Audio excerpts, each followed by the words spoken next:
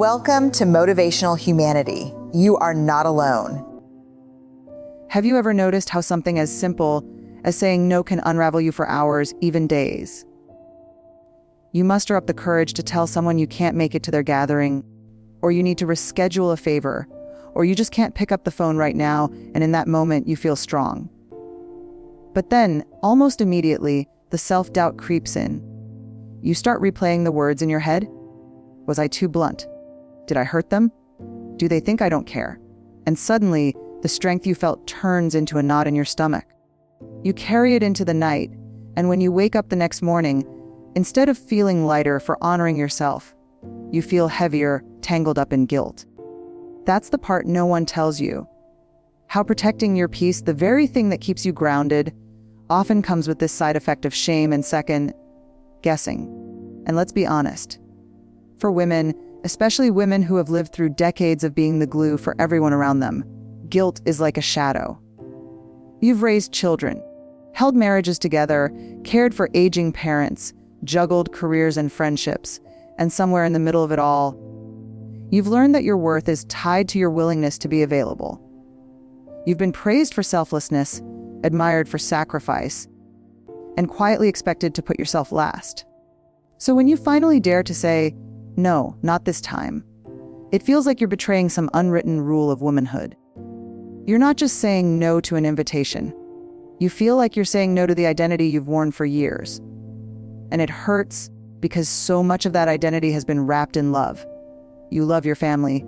You love your friends. You love being there. But love without limits leaves you drained. And nobody thrives when they're constantly running on empty. Deep down, you know this.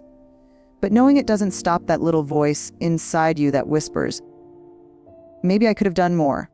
Maybe I should have tried harder. Maybe I'm being selfish."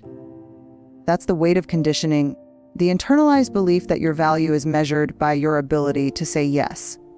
But let's pause here. What if we reimagine this?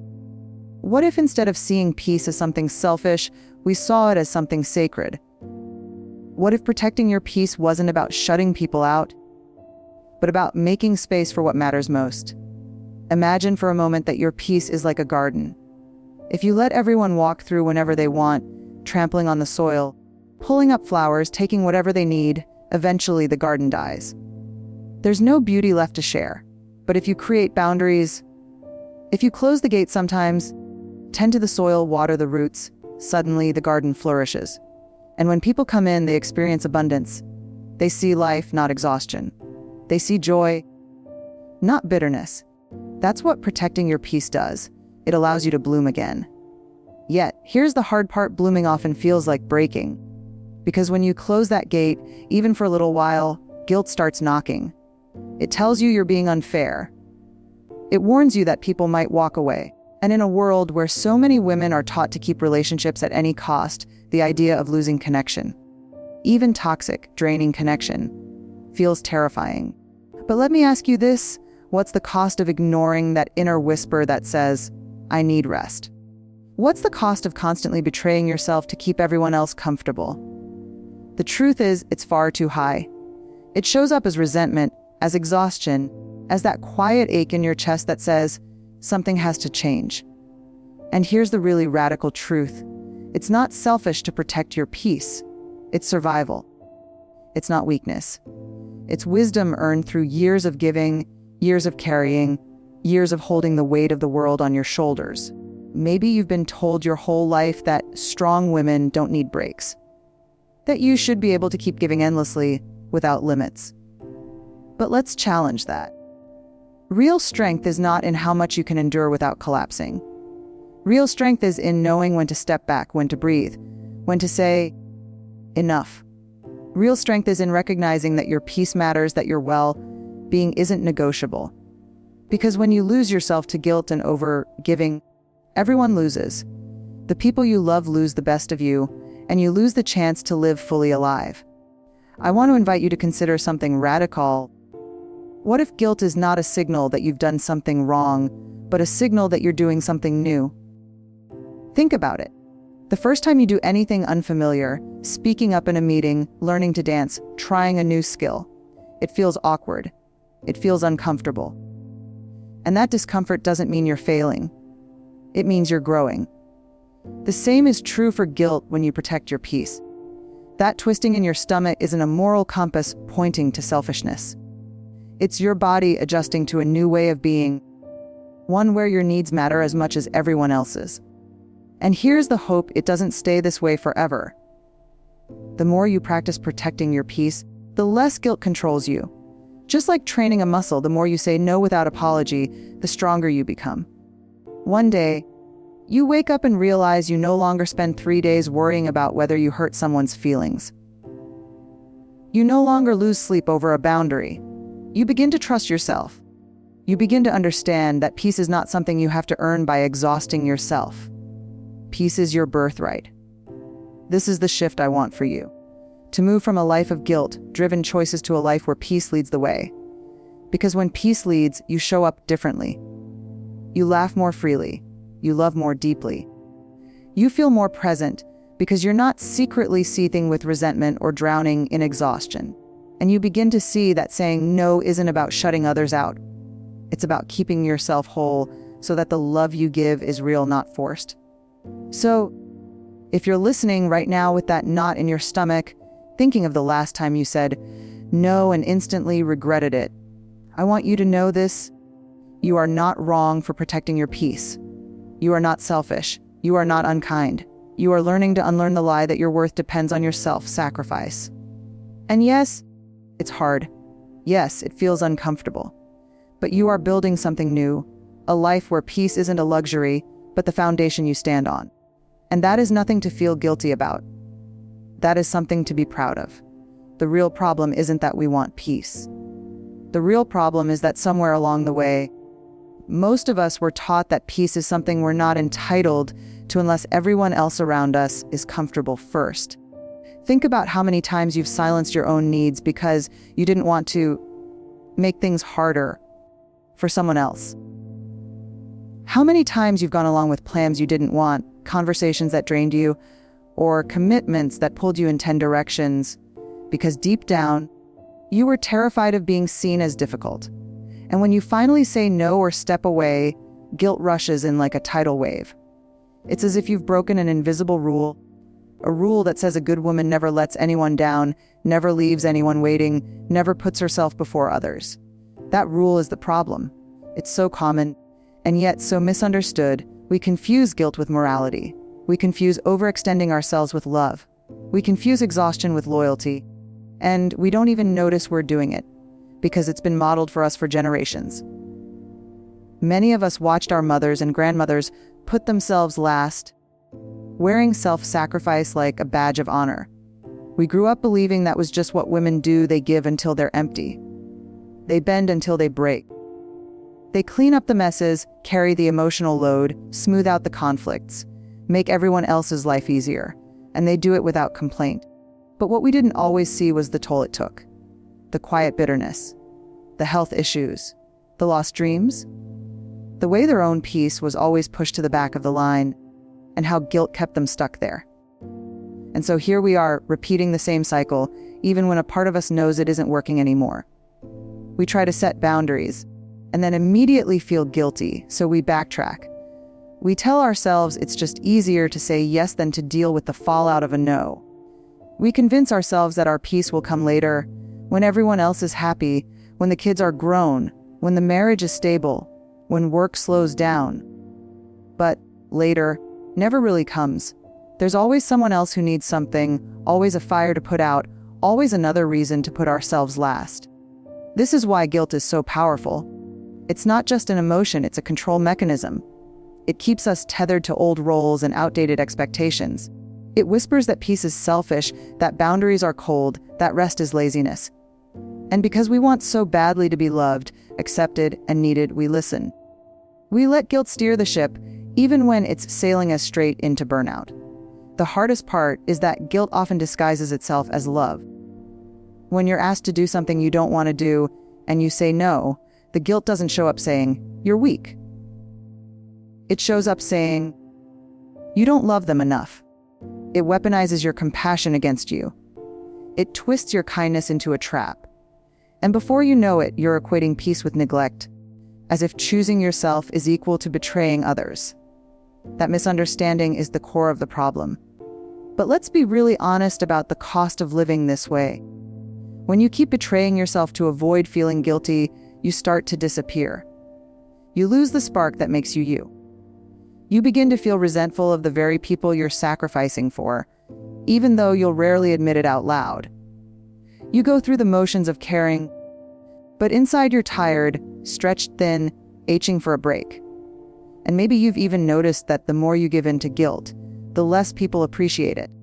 Because when you teach people that you will always say yes, no matter how much it hurts you, they stop seeing your yes as a gift. It becomes an expectation. And that expectation becomes a prison. And here's where it gets even more misunderstood. We think guilt is proof that we've crossed a line. We think, if I feel this bad, it must mean I've done something wrong. But that's not the truth. Guilt doesn't always mean you've wronged someone. More often, it means you've stepped outside of the role others expect you to play. And roles are powerful. The caregiver, the peacemaker, the reliable one, the strong one. These roles can become cages. When you try to loosen the bars, guilt is the guard that rushes in to push you back inside. So the problem isn't that you feel guilty. The problem is that you've been taught to mistake guilt for truth. The problem is that your nervous system has been trained to equate other people's comfort with your own worth. The problem is that society has applauded women for saying yes, while shaming them for protecting their no. And because it's so common, we often think it's just us. We think, why can't I handle it? Why do I feel so guilty when others seem to juggle it all? But here's the reality: almost every woman you know is carrying the same guilt. They just don't always talk about it. They nod along, they smile, they keep saying yes, but underneath, they're just as tired, just as conflicted, just as desperate for peace. And yet, when you finally admit it, when you say out loud, I feel guilty for taking care of myself, something shifts. Because in that moment, you name the problem for what it is. You shine a light on it. You realize that guilt isn't a personal flaw, it's a cultural inheritance. It's a story that's been handed down to you, not a truth you have to live by. And naming it is the first step toward breaking it. I want to pause and validate something here. If you've ever felt guilty for needing space, for saying no, for choosing peace, it doesn't mean you're weak. It doesn't mean you're failing at being a friend, a mother, a partner, or a daughter. It means you are human, caught between your natural desire to love and your deep need to rest. And that tension is real. It's heavy. It's exhausting. But it's also the doorway to something better, because every time you notice it, every time you feel that tug of guilt, you're being invited to ask yourself a deeper question. Do I want to keep living by old rules, or am I ready to write new ones? This is why the problem feels so big. Because it's not just about one decision, one boundary, or one conversation. It's about an entire way of life that many of us were never taught to question. But now you are questioning it. You're beginning to see that peace isn't selfish, that guilt isn't always truth, that maybe the real betrayal isn't saying no to someone else. It's abandoning yourself over and over just to keep the peace outside while chaos grows inside. And that's the crossroads so many women find themselves at in midlife. After years of carrying everyone else, they realize the cost of ignoring their own peace. They realize guilt has been steering them for too long. And in that realization, the possibility for something different begins. When we start to examine the guilt that comes with protecting our peace, we begin to see a pattern that most of us haven't questioned before. We've been living under the assumption that guilt is proof we've done something wrong, that it's a moral compass pointing us back into line, telling us to behave, to bend, to give more. But the surprising truth is that guilt often doesn't come from wrongdoing at all. It comes from stepping outside of expectations. It comes from challenging the status quo of how we've been taught to live, to give, to prioritize others before ourselves. And the moment you recognize that, it begins to shift everything. Research and experience tell us that emotions like guilt are powerful signals, but they aren't always accurate indicators of morality. They are, more often than not, signals of change, signals that you're growing into a new way of being. and that the old ways are uncomfortable for you because they no longer serve your highest good. This is why so many women experience guilt when they say no, set boundaries, or take time for themselves.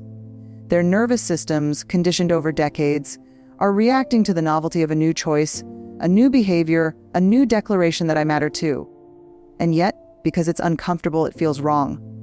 Think about it like learning a new skill or a new habit. When you first try something unfamiliar, whether it's running for longer than a mile, speaking in front of a group, or learning a musical instrument, your body resists. Your muscles ache, your mind questions, and your confidence wavers. That resistance doesn't mean you're failing. It means your system is adjusting to a new standard, a new capacity, a new way of moving through life. The same principle applies to emotional growth. When you set a boundary or protect your peace, the resistance you feel, the guilt you feel, is your emotional system adjusting. It's the ache of growth, not the pain of sin. Real life experiences of women making this shift illustrate the truth of this insight. One woman I spoke to described the moment she realized that saying no to her adult children when they demanded her time didn't make her a bad mother.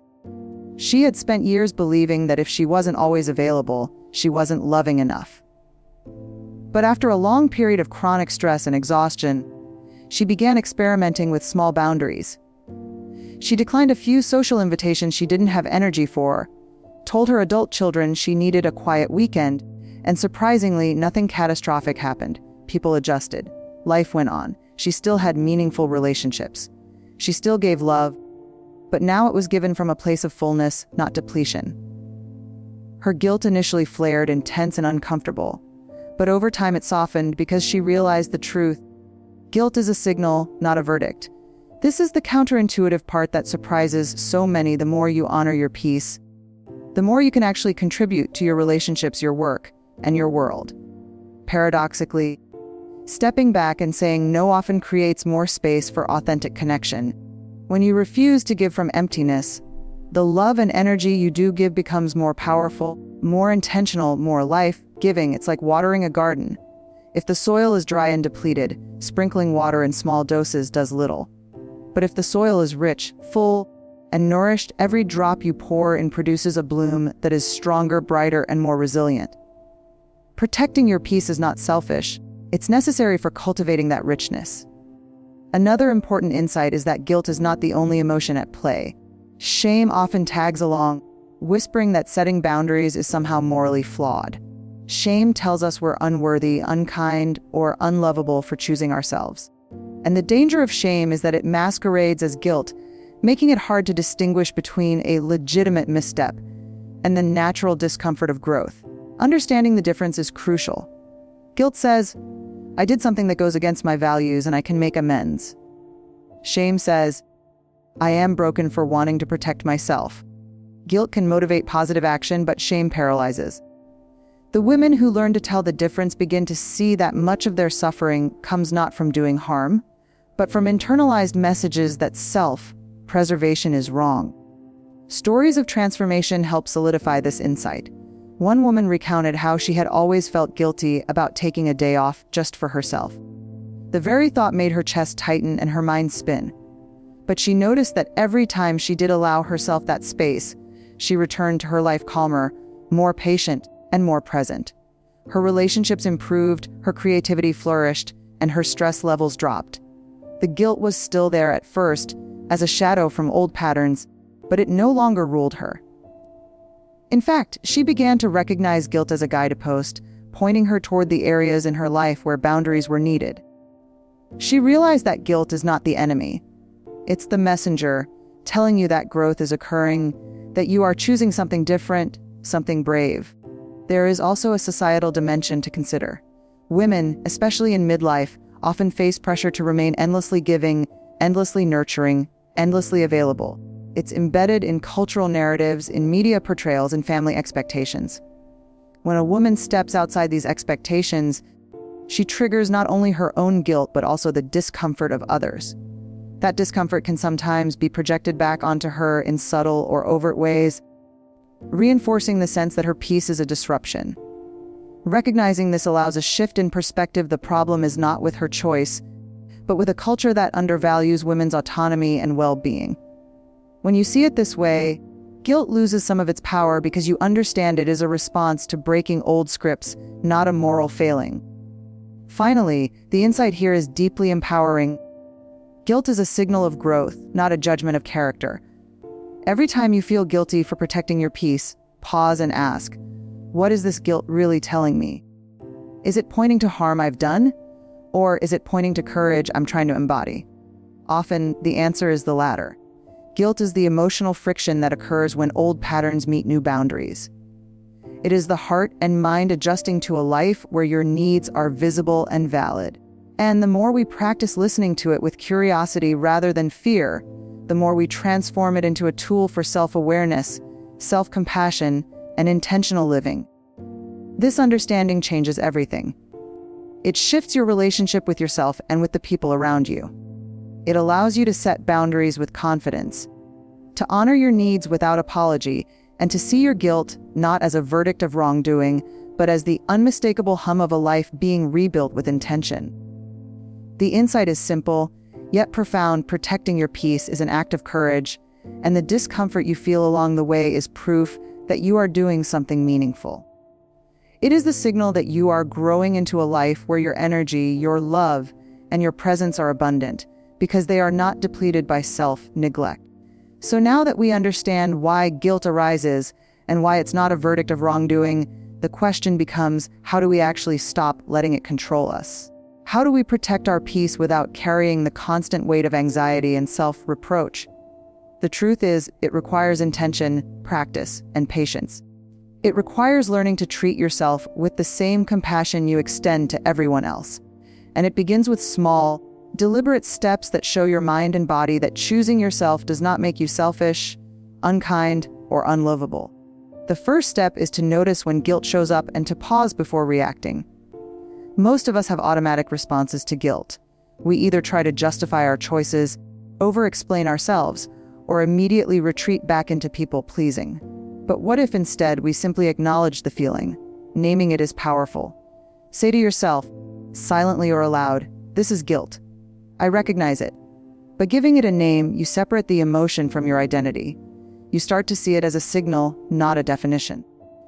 This simple practice begins to loosen guilt's grip, allowing you to respond thoughtfully rather than react reflexively. The next step is to reframe the story you tell yourself. Our inner narratives have a remarkable ability to either imprison us or free us. When guilt arrives, we often default to, I'm selfish. I shouldn't be doing this. People will think badly of me. That story keeps us trapped. Instead, try shifting the narrative to one that honors your needs and your intentions. You might say, I am choosing peace so I can show up fully when I do engage. Or, I am protecting my energy to maintain balance and clarity in my life. This isn't a mere pep talk. It's retraining your emotional system to align guilt with growth rather than shame. Each time you reframe the story, the power of guilt diminishes, and your confidence in protecting your peace grows. Another practical approach is to practice setting boundaries incrementally. You don't have to overhaul your life overnight. Begin with small acts of self-respect that feel manageable. Maybe it's declining a social event when you feel drained, turning down a request that would pull you away from rest, or saying no to answering emails after a certain hour. These small victories accumulate, training your mind and body to recognize that saying no is not catastrophic. Over time, your nervous system learns that the world does not crumble when you protect yourself. In fact, relationships and commitments often become healthier because you are showing up from a place of fullness rather than depletion. It's also important to anticipate and normalize the discomfort that comes with change. Fear often accompanies the act of protecting your peace. You might worry about disappointing people, about being seen as selfish, or about losing relationships. These fears are real, and acknowledging them is crucial. But they don't have to control your actions. One technique is to visualize the worst-case scenario and then ask yourself how likely it truly is and how you might respond if it did occur. Often, the reality is far less dramatic than our imagination predicts. This mental rehearsal diminishes anxiety and empowers you to take courageous steps towards self-care. Equally essential is cultivating a support system that reinforces, rather than undermines, your boundaries. Surround yourself with people who respect your decisions, who model healthy self-care, and who encourage you when you practice protecting your peace. This isn't about finding people who never challenge you. It's about having allies who understand that your well-being is important and who cheer for you when you prioritize it. Isolation can amplify guilt, whereas community can normalize the practice of saying no, making it feel less like rebellion and more like self-respect. A less obvious, but highly effective, practice is to clarify your values and priorities. When you know what truly matters to you, what aligns with your purpose, your health, and your joy, it becomes easier to make decisions that protect your peace. Every time a request or demand comes your way, ask yourself, does this align with my priorities? Will this nourish my energy or deplete it? By anchoring your choices in values rather than guilt, you give yourself permission to act from authenticity rather than obligation. This clarity transforms the act of saying no into a conscious, empowering decision rather than a forbidden or selfish act. It's also worth integrating rituals of replenishment into your routine. Protecting your peace is not a one-time act, it's an ongoing practice.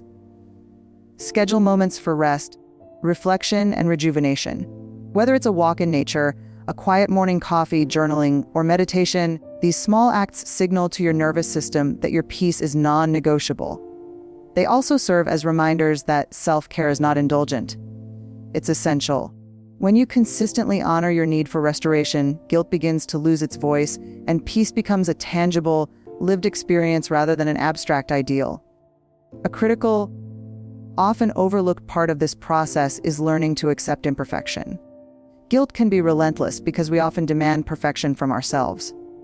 We think that if we're not always available, always kind, always responsive, we've failed. But perfection is a myth, and striving for it only fuels guilt. By embracing imperfection, you free yourself to make decisions based on need and authenticity rather than fear of judgment. You begin to realize that people can love you, and life can continue even when you don't meet every expectation. This acceptance softens guilt's intensity and creates a foundation for sustainable peace. Finally, remember that action is the antidote to fear and guilt. Each time you practice protecting your peace, even in small ways, you build courage.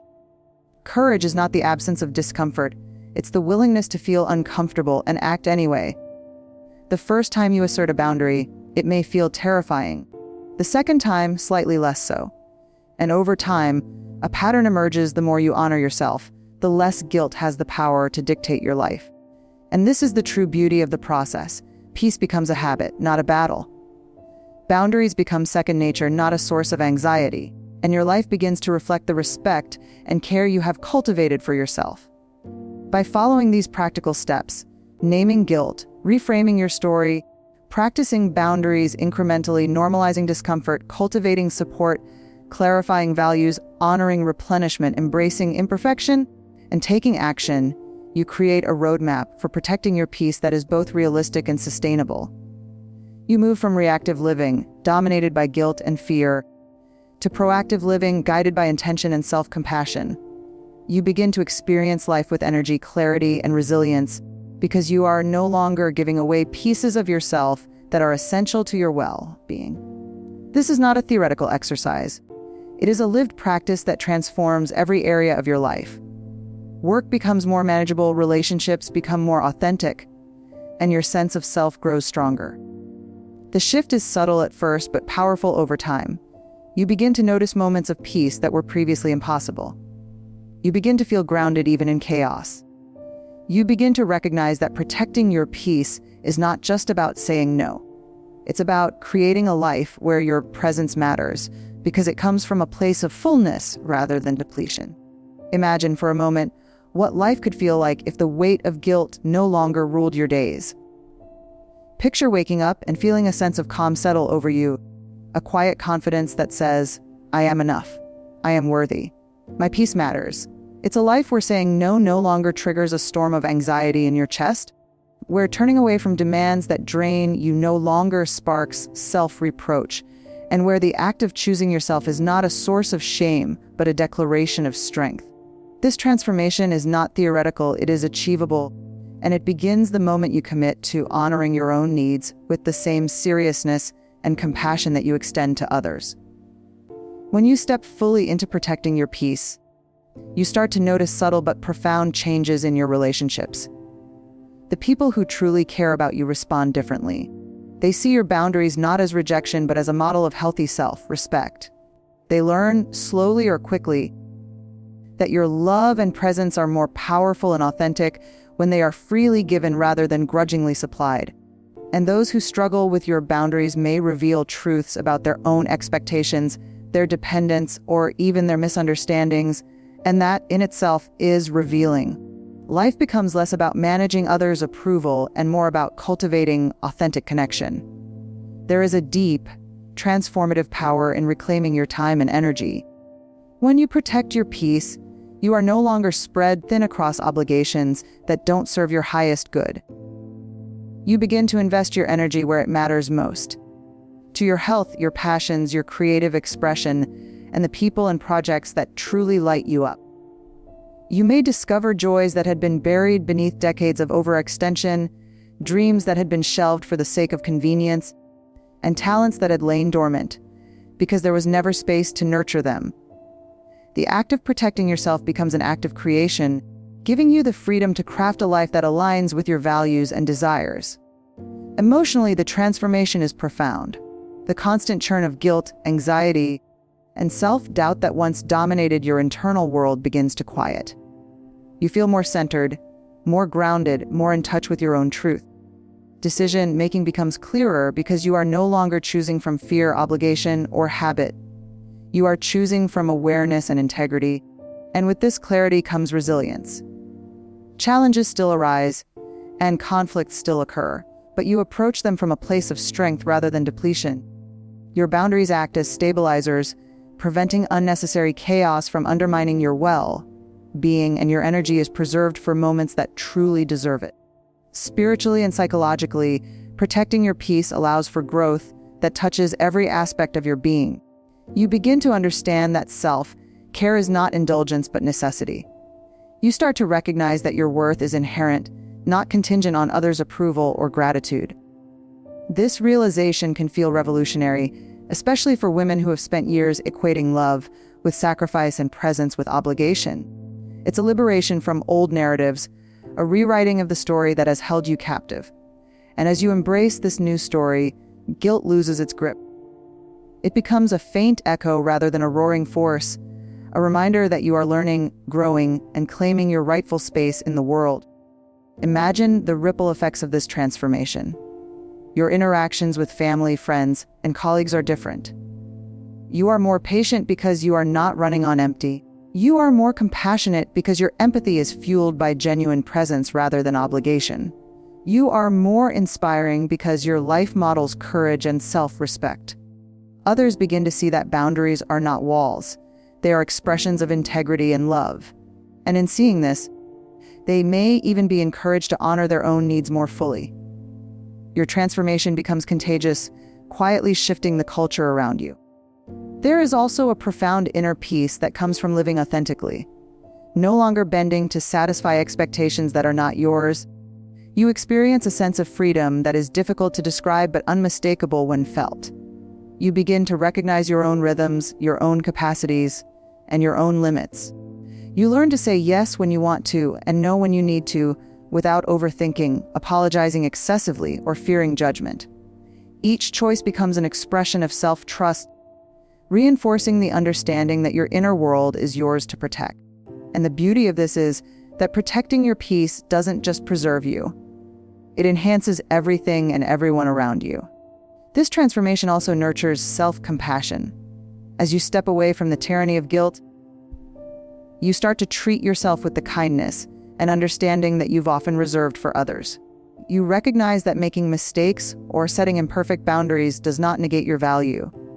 You embrace your humanity, your imperfections, and your needs, seeing them as natural, vital, and worthy of care. With this compassion comes confidence. Confidence that you can navigate life's challenges without losing yourself. Confidence that you can prioritize your well-being without fear of reprisal. Confidence that your life is as important as anyone else's, and that you deserve to live it fully, peacefully, and unapologetically. Another element of transformation is empowerment. Protecting your peace is not a passive act. It is a deliberate, active choice. Each boundary you set, each no you speak, each moment you prioritize yourself strengthens your sense of agency. You realize that you are not at the mercy of others' expectations or societal pressures. You have the power to choose to act and to live in alignment with your values. This empowerment is deeply liberating because it allows you to create a life that is not dictated by fear, obligation, or guilt, but by clarity, intention, and authenticity. And finally, this transformation inspires action. When you feel the freedom and strength of protecting your peace, you are compelled to continue nurturing it. It becomes a cycle of growth, self-respect, and empowerment. Each day offers new opportunities to reinforce the boundaries you've set and to experience the richness that comes from living intentionally. You no longer settle for less than you deserve. You no longer give yourself away to drain your energy. Instead, you cultivate a life that is balanced, fulfilling, and deeply satisfying. Now, imagine that you wake up tomorrow and this is your reality. You navigate the day with a sense of calm and purpose. You say yes to what lights you up and no to what diminishes you. You hold space for yourself and for those around you in ways that feel authentic and sustainable. You experience the freedom of living without the constant whisper of guilt undermining your choices. You notice the beauty of relationships that thrive not because you sacrifice endlessly, but because you show up fully present, fully engaged, and fully alive. You feel the satisfaction of a life lived on your own terms, and the joy of knowing that peace is no longer something you chase, but something you inhabit. This is the ultimate reward of protecting your peace, a life where you are whole, grounded, and resilient. A life where your energy, your love, and your presence are abundant because they are preserved and nurtured. A life where guilt no longer dictates your choices, where boundaries are a source of strength, and where self-care is a sacred practice rather than a luxury. This transformation is not fleeting, it is enduring. And it begins with one choice, one action, one moment of courage, the decision to honor yourself.